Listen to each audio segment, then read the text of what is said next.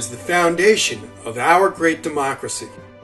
Ironically, few Americans realize that word, democracy, doesn't even appear once in the Constitution.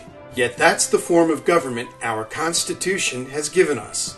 The right to vote is so fundamental, yet so contentious, that the Constitution has been amended 6 times, more than for any other reason, to ensure our citizens have it. From the moment they declared themselves free of British tyranny, the proponents of American democracy imposed their own, more subtle form of tyranny over certain classes of their fellow citizens. Expansion of a right too many take for granted today is not a story of unbroken progress. The single most important moment in that expansion was ratification of the 19th Amendment in 1920, in time for the presidential election that year. It guaranteed women the right to vote, a great victory for not only women, but democracy as well. With women in every state coming to the polls, voter turnout increased almost 45% over 4 years earlier. But some women were already voting. After leading the effort to enact suffrage in her home state of Montana 2 years earlier, Jeannette Rankin was elected to the House of Representatives in 1916, making her the first woman to serve in Congress. A lifelong pacifist, her vote against America's entrance into World War I helped cause her loss in a primary for a U.S. Senate seat 2 years later. Ironically, it wasn't the liberty-loving states of the East Coast which led in granting women the vote, but rural states of the West. Male pioneers, watching their women suffer the same travails and hardships they did, concluded those women deserved the same rights. Wyoming's territorial government gave women the vote in 1869, but in 1890, Congress was reluctant to admit Wyoming as a state because of it.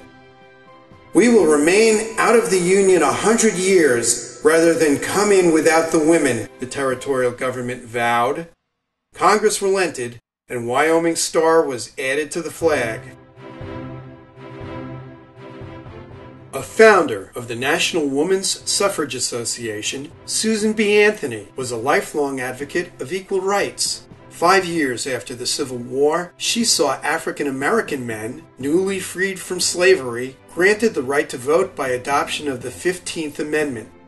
After casting a ballot in the 1872 presidential election, Anthony was indicted for the crime of unlawfully voting in a federal election by being a person of the female sex.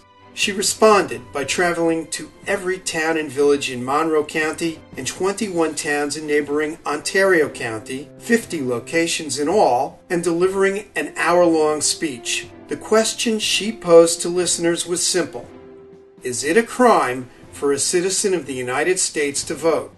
Fearing that any juror who had heard her speak would vote for acquittal, the prosecutor had the trial moved from Rochester to Canandaigua. Generally, that's a move the defense makes, not the prosecution. Despite her eloquence, she was convicted and fined $100, a fine she refused to pay. She did not live long enough to see her dream of universal suffrage become reality. From the moment of declaring independence, virtually every state had confined the right to vote to adult white males who owned property.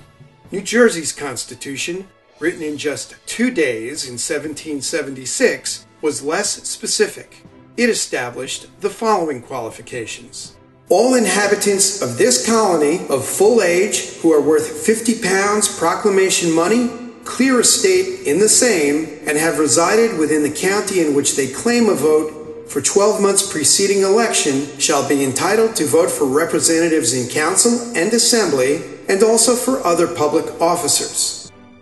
No mention was made of sex or race, an oversight which became apparent in the contentious election of 1800 between John Adams and Thomas Jefferson. Seeing opportunity, Adams supporters took advantage of their state's constitutional loophole, bringing widows and maids to the polls. Because a married woman could not own property independent of her husband, she could not satisfy the property requirement to vote. but a woman who was widowed or unmarried could. This included free African American women, a further insult to the status quo.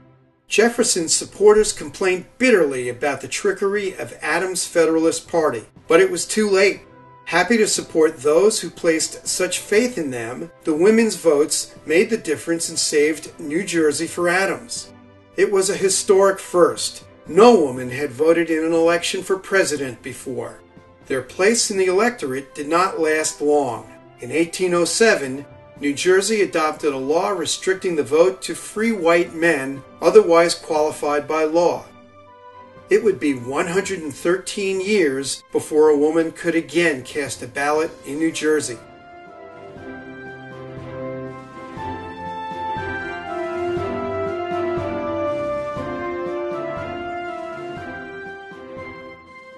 Every foundation is constructed of different parts. When any one of those parts is removed, the entire structure weakens. It's as true of democracy as anything else.